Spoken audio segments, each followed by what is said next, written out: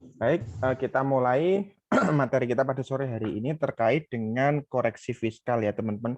Apa sih koreksi fiskal? Koreksi fiskal adalah perbedaan pengakuan penghasilan dan beban menurut versi akuntansi komersil dibanding dengan perhitungan beban atau pajak pendapatan atau beban menurut versi pajak, sehingga perlu dilakukan namanya koreksi fiskal gitu ya, atau rekon fiskal. Nah, koreksi fiskal tersebut juga ada namanya koreksi fiskal positif maupun koreksi fiskal negatif yang bisa menambah penghasilan atau menambah penghasilan atau mengurangi penghasilan dari sisi bebannya itu bertambah atau dapat dikurangkan. Seperti itu. Nah, koreksi fiskal ini juga dapat digunakan oleh perusahaan pada saat akhir tahun ya untuk menghitung PPh badan. Nah, sebelum dilakukan PPh badan dilakukan terlebih dahulu koreksi fiskal untuk mengetahui sebetulnya berapa sih besaran penghasilan kena pajak menurut ketentuan perpajakan seperti itu. Oke, suaranya putus-putus nggak atau jelas? Izin bertanya.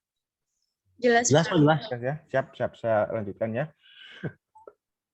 Nah, di sini ada perbedaan pembebanan pengeluaran untuk biaya ya. Ini beda tetap tentang biaya. Ini terkait dengan biaya pegawai dulu. Nah, pemberian perusahaan kepada karyawan antara lain 3 jenis nih. Ya. Ada pemberian perusahaan kepada karyawan dalam bentuk uang, itu gaji, honorarium, tunjangan dan lain-lain. Kemudian pemberian perusahaan kepada karyawan dalam bentuk natura atau barang, yaitu beras, minyak goreng, gula, dan lain-lain.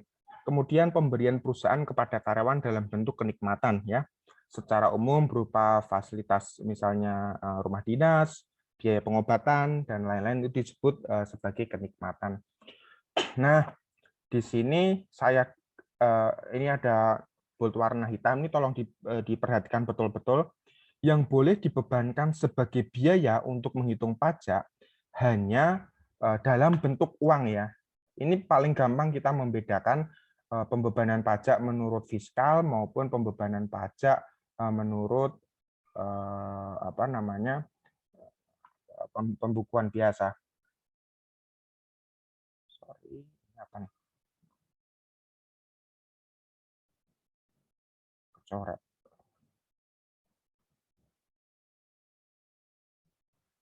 Sebentar ya, maaf saya.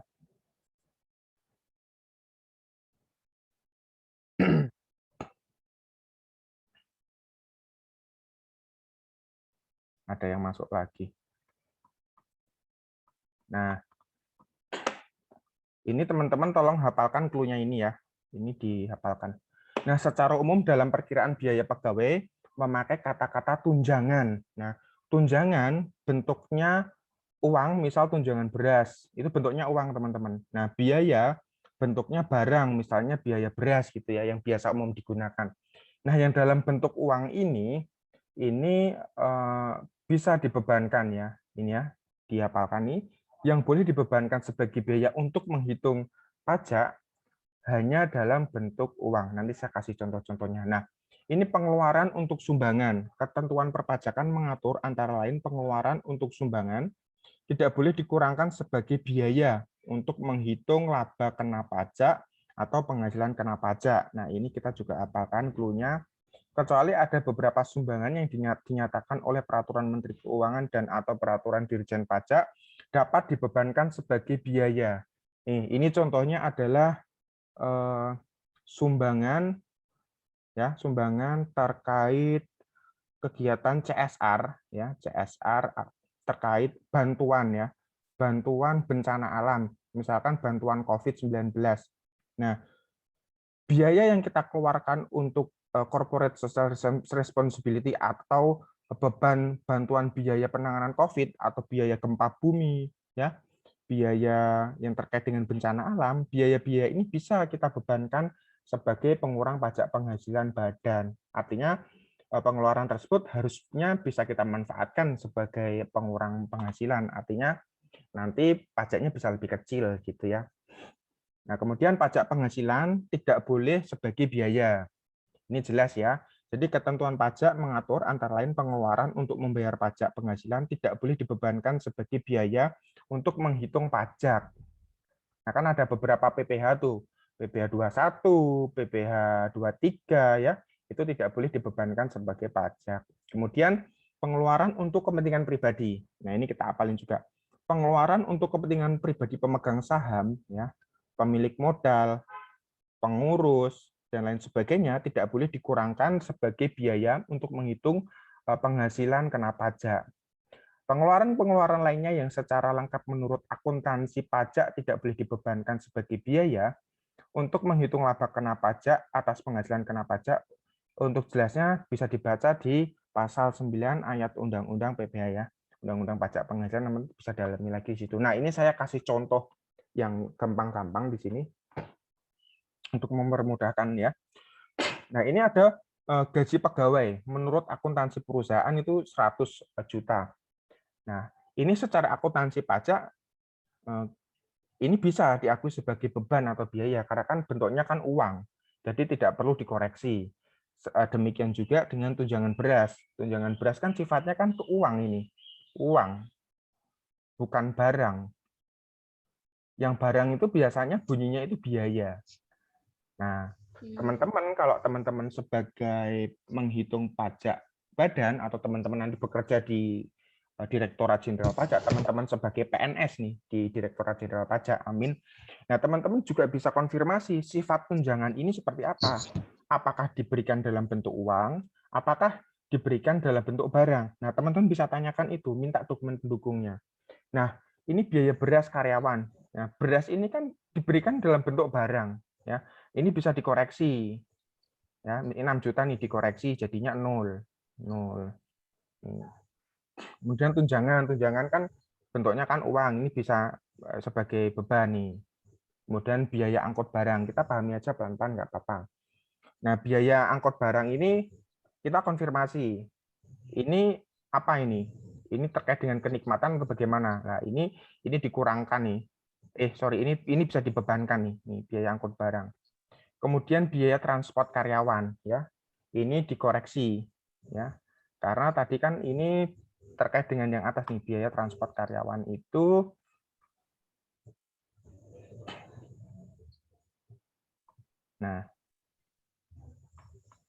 oh ya, nalar berpikirnya begini, biaya transport barang itu mungkin argumennya begini, biaya transport karyawan itu tidak diberikan dalam bentuk uang, melainkan ya transportnya, artinya tiketnya dibelikan oleh perusahaan gitu ya. Tiketnya dibelikan oleh perusahaan, makanya itu kan termasuk dengan kenikmatan, itu tidak bisa dibebankan dalam akuntansi pajak sehingga ini dikeluarkan. Kalau nalar berpikirnya kan ada penghasilan, misalkan XX penghasilan, ini beban atau biaya. Nah, semakin kecil bebannya, penghasilannya kan semakin gede tuh, ya kan? Maka pajaknya semakin gede. Nah, semakin besar bebannya, maka penghasilan kena pajaknya kan semakin kecil, pajaknya juga akan semakin kecil nanti. Seperti itu nalar berpikirnya. Nah, tunjangan makan karyawan nih, tunjangan makan karyawan ini kan diberikan uang nih biasanya. Nah, itu bisa itu dibebankan sebagai pengurang pajak penghasilan. Nah, ini biaya makan karyawan pabrik ini dihilangkan karena kan biaya ini kan biasanya dibelikan barangnya. Ya. Nah, ini saya yang kasih contoh yang dikoreksi saja ya. Misalkan bingkisan hari raya ini dikeluarkan karena bingkisan hari raya kan bentuknya bukan uang tapi barang.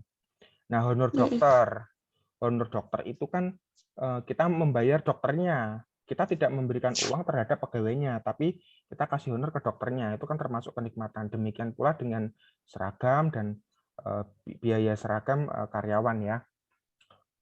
Kemudian biaya pengobatan. Biaya pengobatan ini kan kita kan untuk membayar biaya pengobatannya. Ya. Kita tidak memberikan uang. Ini kan termasuk dengan kenikmatan-kenikmatan. Kemudian biaya listrik rumah dinas. Nah, rumah dinas ini kan tidak terkait dengan produksi perusahaan, tidak terkait dengan kantor, ya kan? Tidak terkait dengan bagaimana beban itu dapat menghasilkan suatu penghasilan atau income buat perusahaan. Nah, biaya listrik di rumah dinas ini tidak bisa kita kurangkan nanti di di perhitungan penghasilan menurut fiskal. Makanya kita koreksi. Nah, menurut pembukuan komersial itu kan 5 juta, kita koreksi karena kan rumah dinas. Rumah dinas kan kenikmatan itu kita kurangkan. Nah, tadi kita juga sudah membahas mengenai pajak-pajak penghasilan. Biaya PPh itu tidak bisa kita bebankan sebagai pengurang pajak, makanya kita koreksi di sininya tidak ada 0. Nah, demikian pula juga dengan biaya perjalanan keluarga direktur, listrik, telepon rumah direktur, itu kan nggak ada kaitannya dengan perusahaan. Itu tidak bisa kita klasifikasikan sebagai beban yang mengurangi pajak, bebannya harus kita keluarkan. Nah, tadi kan di sini sudah kita jelaskan tuh.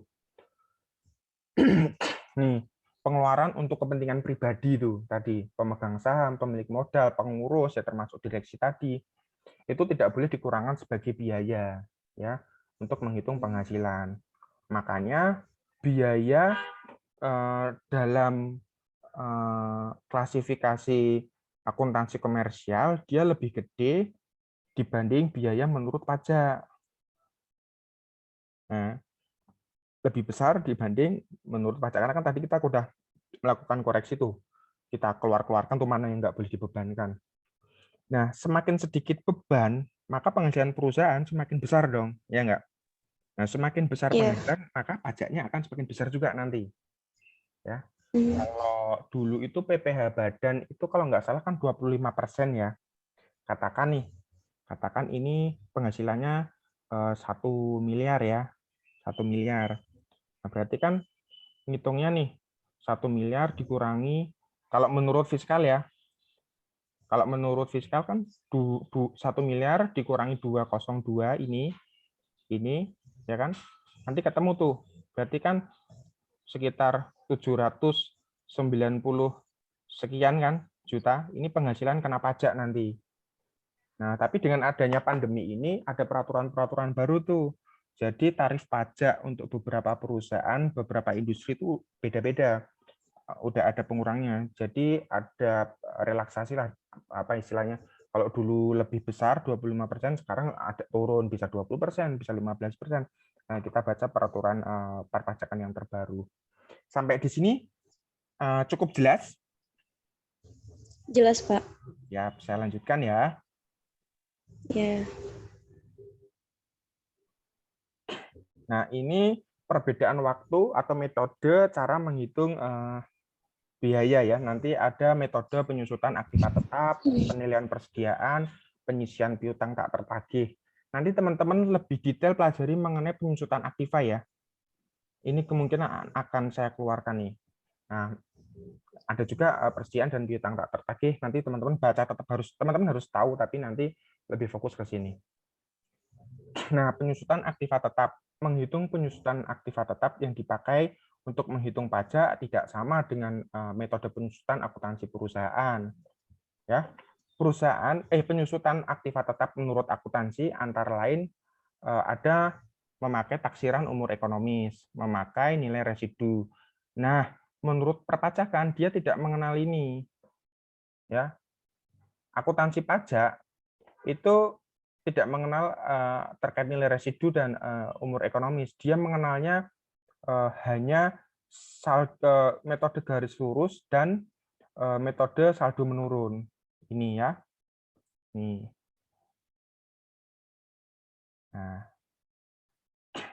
Nah, ini ketentuannya nanti ada di lampiran paling belakang, teman-teman bisa baca barang-barang apa aja sih, harta apa aja sih yang kelompok 1, kelompok 2, kelompok 3, kelompok 4 gitu ya.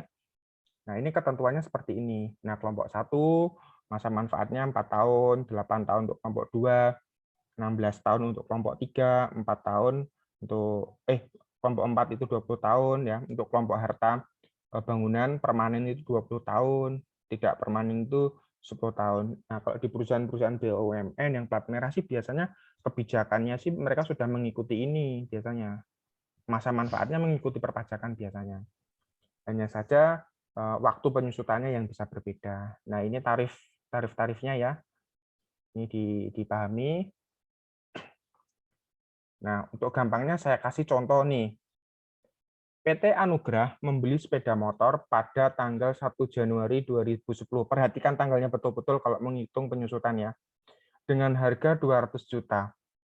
Sepeda motor tersebut termasuk dalam kelompok 1 ya. Penyusutan apabila menggunakan metode garis lurus, penyusutan apabila menggunakan metode saldo menurun. Ya. Ini kan tarifnya sudah jelas nih, 25% nih. Nah, tinggal 25% dikali 200 juta, nanti ketemu tuh. Disusutkan garis lurus tuh maksudnya tuh nilainya tuh sama, konstan di setiap tahun gitu ya. 50 juta, 50 juta, 50 juta nilai bukunya sekian sekian. Tapi tadi kan nilai bukunya kan pertama kan 200 juta. 200 juta dikurangi 50 juta kan 150 juta. 150 kurangi 50, 100.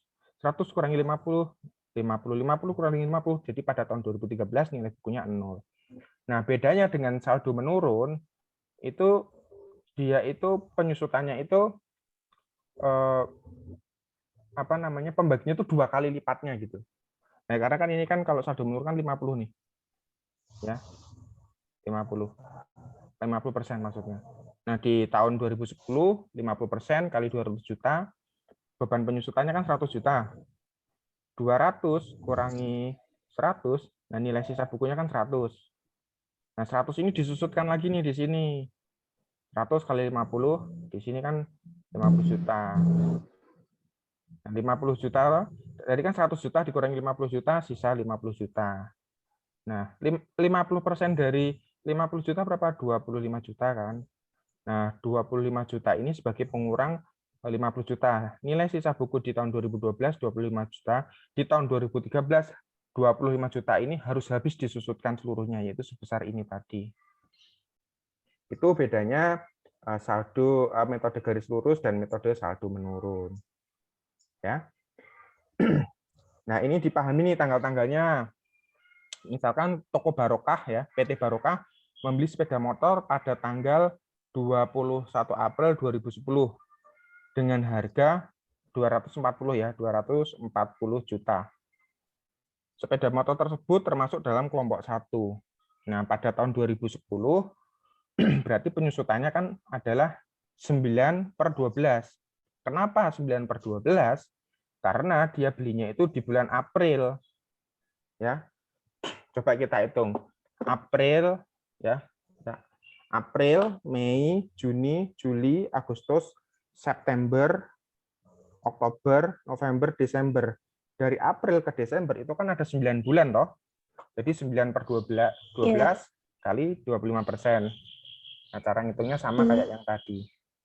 Nah, di 2014 itu 3%, 3/12%. 3/12. Kenapa?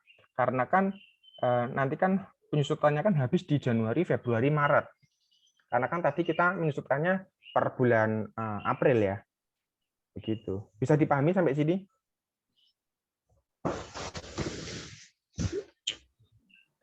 Bisa, Pak. Oke. Paham ya Mas Kurniawan dan Mbak Sonia ya? Iya, Pak. Nah, metodenya sama ini. Nah, sekarang ini perlu perhatian juga. Penyusutan untuk aktiva tetap tertentu ya. Penyusutan boleh dibebankan sebagai biaya hanya 50%. Contohnya apa nih? Misalkan kendaraan dinas perusahaan dibawa pulang oleh karyawan, penyusutannya hanya boleh 50%. Ini udah maksimal. Kemudian aktiva tetap handphone, penyusutannya hanya boleh 50%. Ya. Semua pengeluaran untuk biaya kendaraan dinas perusahaan dibawa pulang dan inventaris handphone hanya boleh dibebankan 5% untuk menghitung penghasilan kena pajak. Contohnya. Ini gampangnya ya. Tolong dibayangkan.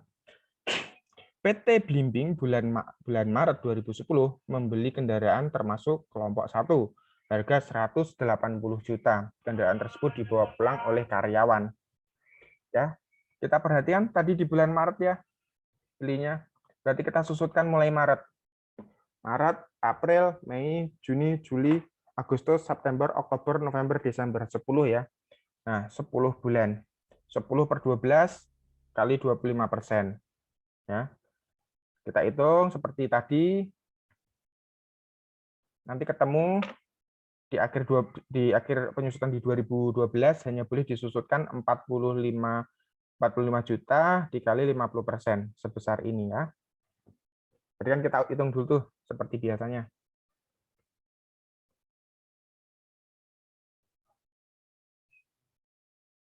Ya. Karena yang boleh dibebankan hanya 50%. Kemudian saldo menurun sama. Ini yang boleh dibebankan 50%, jadi sisanya di 2016 ini, di 2012 itu kan sebesar 26.250, ini dikali ini, ketemunya ini. Intinya untuk barang yang dipakai sendiri, yang dibawa pulang, itu nggak bisa dibebankan seluruhnya 100%, tapi hanya bisa 50%. Nah, makanya kok teman-teman sebagai pemeriksa pajak, katakan ya, teman-teman sebagai PNS nih di Direktorat Jenderal Pajak, nanti keterima masuk. Nah, teman-teman diminta dapat surat penugasan untuk melakukan audit terhadap penghasilan koreksi fiskal nih. Nah, teman-teman juga harus tanya, mobil ini digunakan untuk operasional perusahaan sehari-hari atau ini mobil dinasnya kepala cabang misalkan. Nah, kalau itu mobil dibawa-bawa terus ya beban penyusutannya hanya boleh 50%. Gitu. Nah, lanjut. Penyusutan tidak boleh dibebankan sebagai biaya. Nah, ini kita hafalkan aja. Aktiva tetap yang berkaitan dengan kenikmatan, misalnya rumah dinas, itu penyusutannya tidak boleh dibebankan sebagai biaya. Kemudian aktiva tetap yang berkaitan dengan leasing hak opsi, misalnya membeli mesin leasing. Nah, penyusutannya tidak boleh dibebankan sebagai biaya. Ini tuh maksudnya aktiva-aktiva yang dia itu sewa loh, dibiayai. Nah, pada akhir masa sewanya aktiva itu boleh dibeli, ada hak miliknya. Nah, untuk aktiva yang tersebut tidak boleh disusutkan sebagai pengurang pajak. Artinya penyusutannya tidak boleh sebagai dibebankan lah. Aktiva tetap yang berkaitan dengan penghasilan yang dikenakan PPh final, misalkan gedung yang disewakan, penghasilan sewa gudang, PPh-nya final, penyusutannya tidak boleh dibebankan sebagai biaya. Nah, ini ada contoh-contohnya, nanti teman-teman bisa pahami. Contoh, ini ya, gampangnya lah, saya bacain. Gedung kantor Jalan Puri 1 Semarang dibeli 2 April 2008. Ya. Ini sebesar 480 juta. Ya. Penyusutan bangunan metode garis lurus selama 2 tahun. Nah, per tahunnya kan 5% tuh. Artinya dibeli tahun 2 April 2008 ya, penyusutan tahun 2012 itu 5% kali 480. Nah, ini bisa dibebankan. Sama, ini untuk bangunan juga ya, ini apa nih? Gudang ya, gudang ini juga bisa dibebankan. Kemudian ada lagi nih yang 3, gudang yang disewakan, yang 4 rumah dinas, kemudian yang 5 itu ruko. Ruko dengan cara leasing, capitalis, harga 1 juta. Nah, atas bangunan yang disewakan, kan udah dipotong PPh final ya, itu penyusutannya tidak perlu dihitung, artinya tidak bisa dibebankan, demikian juga dengan rumah dinas dan bangunan ruko tadi. Ruko tadi kan leasing. Ya, ini laba rugi penjualan aktiva tetap. Ini kita apalin aja, poin ini dan ini. Jumlah bulan penyusutan pada tahun pembelian aktiva. Dihitung mulai bulan pembelian sampai dengan bulan Desember. Jumlah bulan penyusutan pada tahun penjualan aktiva. Dihitung mulai bulan Januari sampai dengan bulan sebelum bulan penjualan. Ya. Ini contoh, mesin dibeli bulan Mei 2011. Dan dijual bulan Agustus 2014. Kita harus pahami bulannya dulu, Mei, kemudian di sini Agustus. Tahunnya ini 2011, ini 2014. Mei 2011 dan Agustus 2014. Nah, penyusutan tahun 2011 itu kan 8 bulan, Mei sampai dengan Desember. Ya. Kemudian penyusutan tahun 2012 dan 2013 disusutkan penuh 1 tahun. Nah, untuk penyusutan tahun 2014 itu hanya dihitung 7 bulan dari Januari sampai Juli karena di bulan Agustusnya ini kan dijual barangnya. Ya, sampai sini jelas? Jelas, Pak. Suara saya terdengar jelas? Terdengar jelas, Pak. Siap. Saya lanjutkan ke metode Jelas, Pak. ya, siap. Saya lanjutkan ya. Metode penilaian persediaan. Nah, untuk menghitung harga pokok penjualan, menurut akuntansi itu ada banyak metode perhitungan harga pokok penjualan. Ada metode LIFO, FIFO, rata-rata, dan lainnya. Yang biasa digunakan itu LIFO, FIFO, dan rata-rata. LIFO itu last in, first out. Jadi terakhir masuk, ya, tapi dikeluarkan pertama. First in, first out. Jadi pertama masuk, yang pertama keluar. Nah, menurut pajak yang boleh yang boleh digunakan itu hanya FIFO dan rata-rata, hanya dibatasi 2 metode itu aja. Jadi menurut akuntansi pajak ya untuk perincian yang boleh digunakan hanya FIFO dan rata-rata. Nah, itu kita hafalkan. Nah, ini biaya bunga menurut ketentuan perpajakan. Biaya bunga yang boleh dibebankan sebagai biaya menurut ketentuan pajak adalah biaya bunga yang pinjamannya digunakan untuk kegiatan usaha.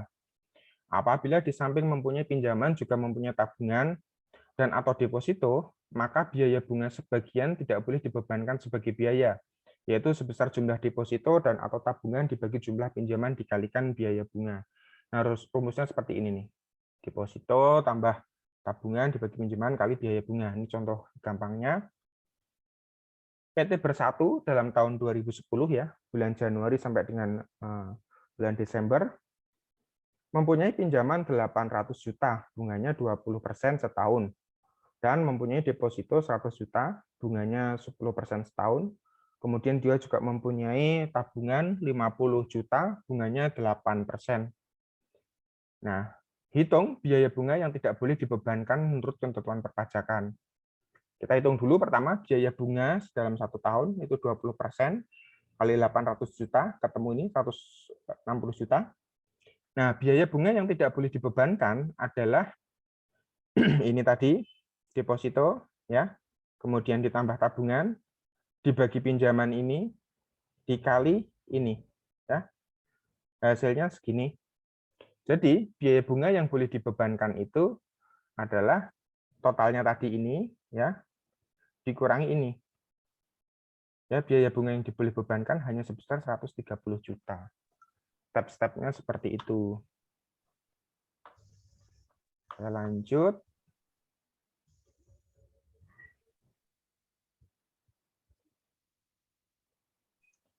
Nah, ketetapan perpajakan atas aktiva leasing. Nah, leasing secara umum ada 2 macam, operating lease dan capital lease ya.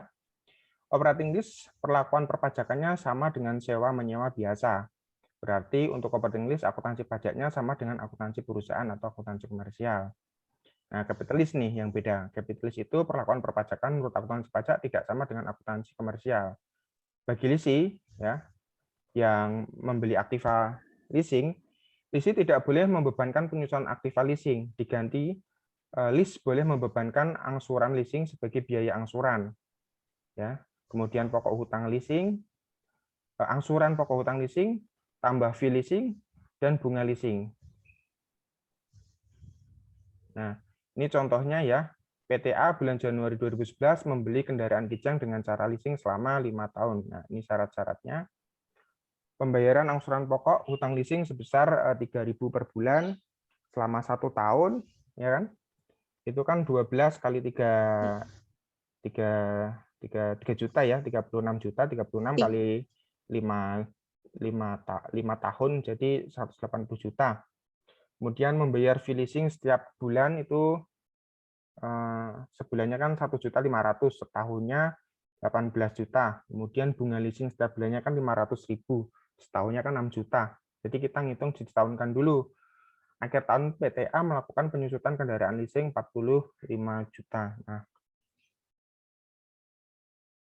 Nah, ini menurut akuntansi perusahaan kan seperti ini. Ya. Nah, menurut koreksi fiskal, ini kita koreksi nih. Biaya penyusutannya kan tidak boleh. Ya toh? Tidak boleh. Ini kita koreksi positif nih. Nah, yang ini bawahnya kita koreksi negatif. Ya.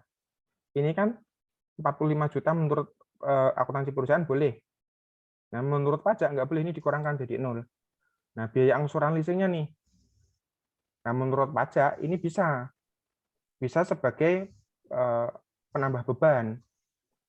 Jadi mengurangi penghasilan perusahaan. Kalau di sisi akuntansi perusahaan kan nggak boleh, nggak ada nih. Tapi dari sisi pajak malah bisa. Gitu. Nah, ini penjelasannya tadi seperti yang saya sampaikan. Biaya penyusutan leasing semula menurut akuntansi perusahaan ada biaya penyusutan. Menurut akuntansi pajak tidak ada biaya penyusutan, maka terjadi koreksi positif, menambah laba nanti. Biaya angsuran pokok hutang leasing semula menurut akuntansi perusahaan tidak ada biaya angsuran pokok hutang leasing. Menurut akuntansi pajak, angsuran pokok hutang leasing dijadikan biaya, maka terjadi koreksi negatif, nanti mengurangi laba. Nah, ini kita baca aja untuk yang penghapusan piutang tidak tertagih. Penghapusan piutang tak tertagih menurut perpajakan adalah penghapusan piutang yang nyata-nyata tidak dapat ditagih dengan syarat ya. Telah dibebankan sebagai biaya, telah diserahkan perkaranya ke pengadilan atau adanya perjanjian tertulis mengenai penghapusan piutang atau pembebasan hutang antara kreditur dan debitur yang bersangkutan. Telah diumumkan dalam penerbitan umum atau khusus. Wajib pajak harus menyerahkan daftar piutang yang nyata-nyatanya tidak dapat ditagih. Seperti itu. Nah, ini perbedaan antara pajak dengan akuntansi komersial.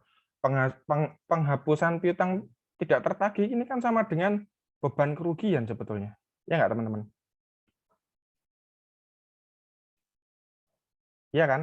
Wong kita punya piutang, kita itu kan berhak nagih ke seseorang ya, supaya orang itu membayar sejumlah uang kepada kita. Ya toh?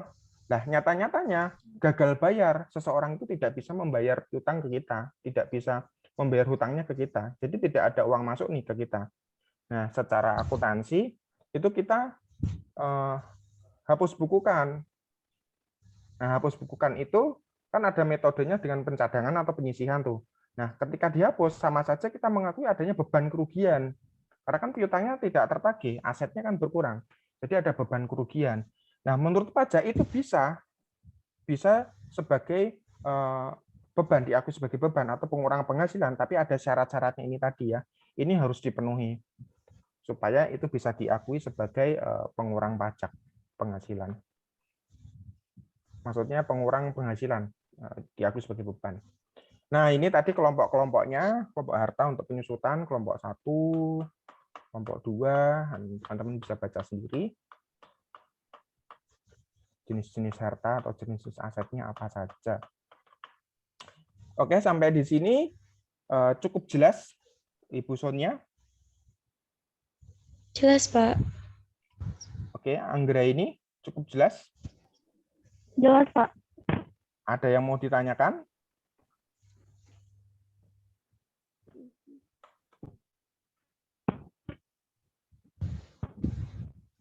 Oke, belum ada ya? Baik, kalau begitu pesan saya tetap jaga kesehatan, sukses selalu untuk UAS-nya, semoga lulus dengan mendapatkan nilai yang terbaik, sukses buat karirnya, sampai ketemu lagi, saya berharap nanti ketemu lagi dengan kondisi dan keadaan yang lebih baik lagi.